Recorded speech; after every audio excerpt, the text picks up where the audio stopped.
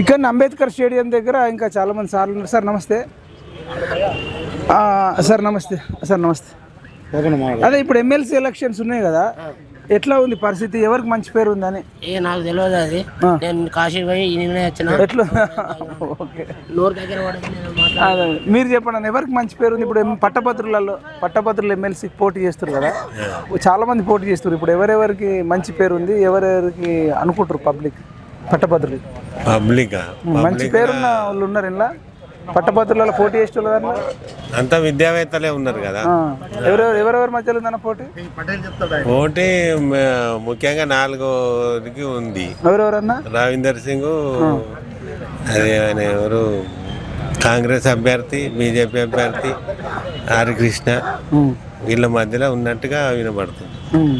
మీరెవరు కోటేస్తారు? నేను ఎవరికి ఎప్పుడు అక్కడికి పోయినాక చెప్తా. ఇప్పుడు ఎట్లా చెప్తా చెప్పరాదు కదా.